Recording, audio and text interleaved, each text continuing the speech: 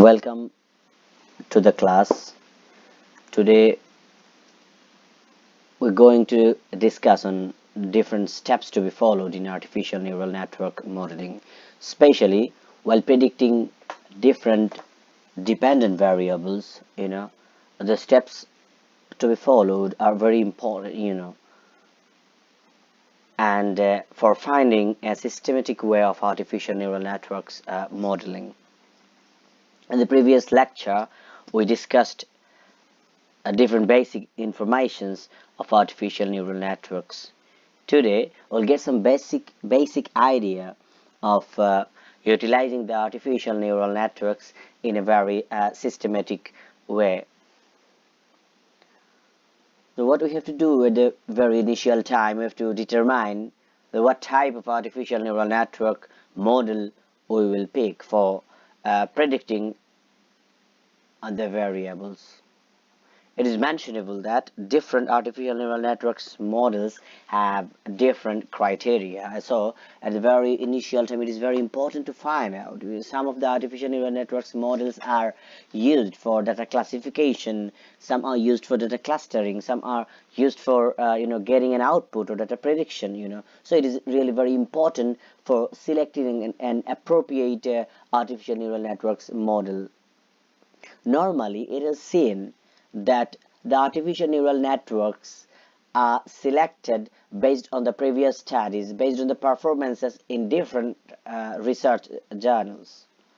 After selecting artificial neural network models, it is very important, it is also mentionable that there are different types of artificial neural networks available. There are multilinear perceptron, feed-forward networks, radial basis neural network, recurrent neural network.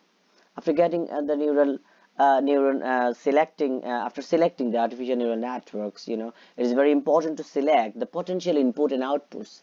It is not always important, to select all the variables, So in many cases, it is recommended to go through the different literature reviews and and select some potential input and outputs. It is very important to go through the previous studies, what type of potential inputs were utilized by different researchers. After selecting input parameters, input variables, it is important to process the data, which is sometimes called normalization. And it is mentionable that the normalization is a technique, to make the input combinations, the input variables, in a particular rank. Suppose it can be 0 to 1, it can be -1 to +1, to minimize the oversaturation of the network. So to minimize the oversaturation of the network, data processing is very important, so that the individual or some particular input variables will not have any influence, any over influence in the model, and all the input variables will have a similar impact on the model. So there is a lot of data processing techniques are available. In a lecture, in the coming time, a lecture we will discuss about different types of data processing techniques and how to utilizing the normalization techniques will be discussed.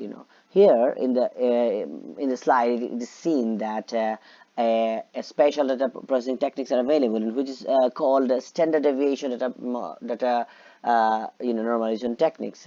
Here the data standard standard deviation we're calculating using the equation, and then the data is predicted, or data is normalized using the equation, and then after modeling, after getting the output, the output is again going to the original data using the equation. So now in this chapter we are not going to discuss elaborately, but in the next lecture we will definitely try to come with some explanation and with some examples of data processing and normalization.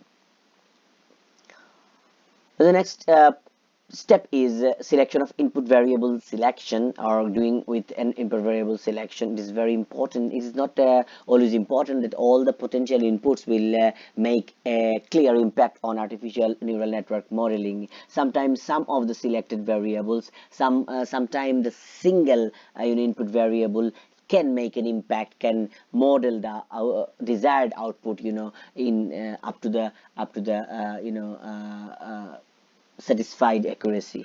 So in that case, it is very important, to select the potential input variables, which can be used in the model. There are various artificial input variable selection techniques were available, like factor analysis, variance inflation factor, support vector, artificial single variable artificial neural network, single variable multi-layer regression, Pearson's correlation, gamma test, forward selection, Akaike information criteria, and Bayesian information criteria. And they are not limited. Actually, there are a lot of other IVS techniques are also available, such as linear ranking procedure, simple multi-layer regression, and so on.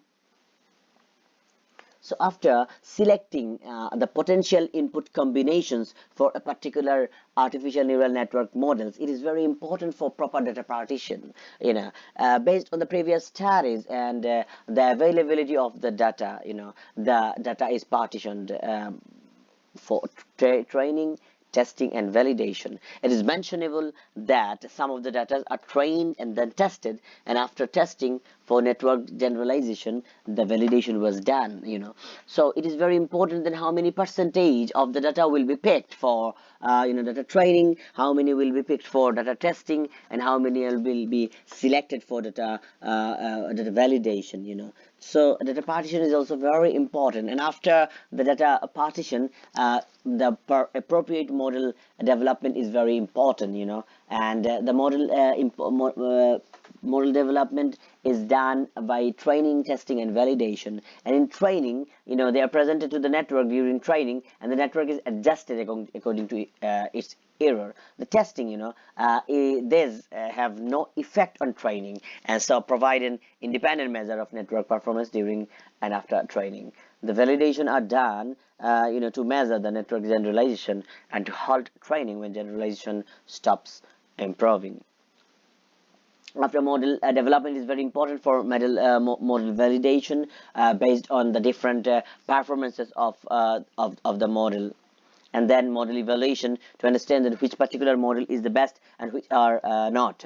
So after application of artificial neural network, it is very important to find out the accuracy level of model.